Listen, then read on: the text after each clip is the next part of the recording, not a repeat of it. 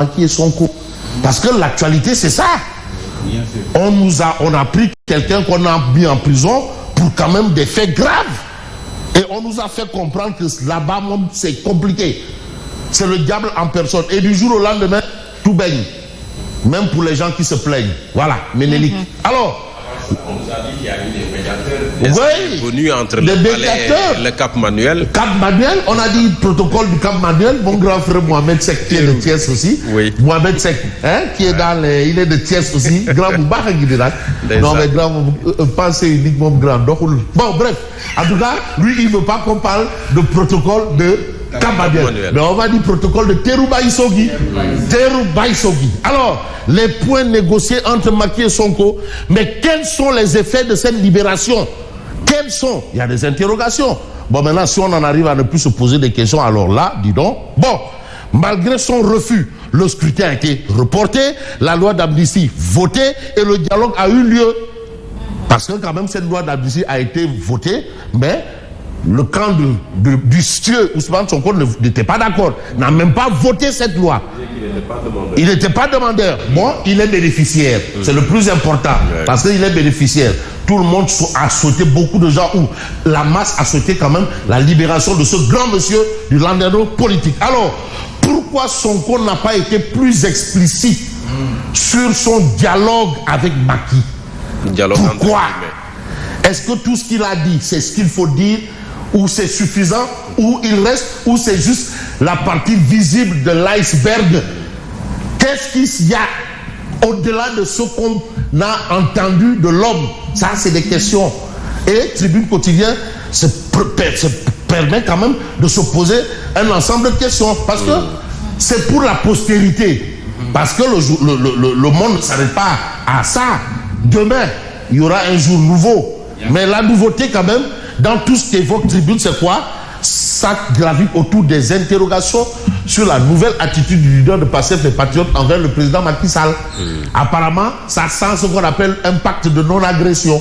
Est-ce qu'il y aurait un pacte de non-agression?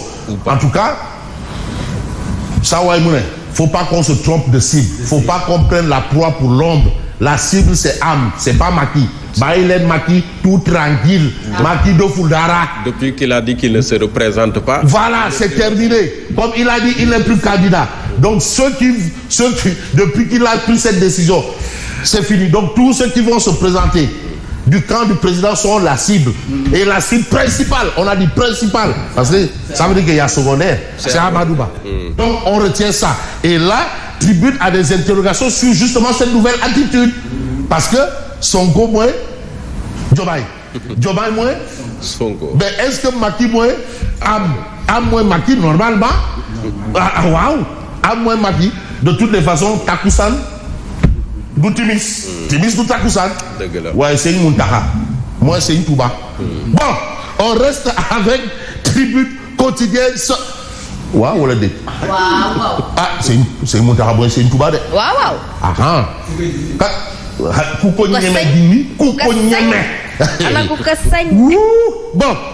voilà. Alors, les précisions de Mamadou Gueye, l'original, délégué à la vie politique de Gom Sobop. Parce que les gens ont dit que voilà, Bougane a déjà donné son mot d'ordre, pour voter, le choix de Bougane est fait. Mais il vous dit que l'on amoul, aïwakou kassaou, aïwakou pitch, c'est-à-dire ceux qui sont les artisans de cette histoire-là, ce sont des gens de la petite semaine. Alors, si on retient un peu le fait clair dans cette histoire, c'est ce que soutient Mamadou Gueye l'original, la vie personnelle et le leader de Chimère Diop.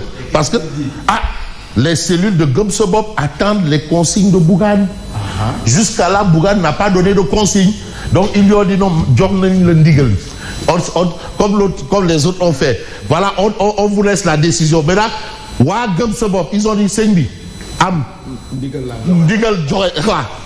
Où tu on va là-bas. Où tu regardes, on va là-bas. Donc, jusqu'à aujourd'hui, à l'instant où je parle, Bougano, Gom Sobop, ils n'ont pas fait de choix sur qui que ce soit ou sur quoi que ce soit. Et je prends au mot Gueye l'original, le meilleur homme politique de sa génération. Il va annoncer le candidat choisi. bon, choisir et ne pas choisir, c'est aussi choisir. Mais dans cette histoire-là, tu sais, le candidat aussi peut être celui peut être la demande sociale. Hein. Tu sais, le candidat peut être un homme, un leader, mais ça peut être aussi une personne morale, hein, une personne neutre. Moi, j'aurais choisi un seul candidat s'il était candidat. C'était Aladji Baramba Falilou. Mais bon. Alors, les manipulations ne passeront pas. Donc, il y a des gens qui commencent à manipuler. Et ça ne marche pas. Mais présidentiel et Ramadan et Carême, ça, c'est un autre fait nouveau. Mais quand le culte noie la campagne, parce que dès que c'est l'heure de la rupture, stop. Il y a le boy Karim. Alors, hein? Mais il faut aussi relever un fait. Campagne, la guerre ouverte. Maintenant, c'est à la guerre comme à la guerre. Mais il faut que ce soit une guerre propre, pas une guerre sale ou une sale guerre. Mais dans cette guerre, vous avez Sud Quotidien qui parle de scrutin présidentiel du 24 mars. La ligne droite. Mais en droite ligne, dans cette ligne droite, vous avez Anta Babacar Ngom qui est en train de se démener comme une très belle petite et grande diablesse. Vraiment, elle a montré que c'est une lingère. Alors, dans cette histoire aussi, il faut... Ah, la seule femme... Ah non, elle est rentrée dans l'histoire politique du Sénégal. Hein. Ça, c'est vrai. Non, on nous a parlé de Mariam Parena, qui était Parena Paregoul. Paregoul. Mariam Wadi. Parena Paregoul. Non, il y a la seule femme.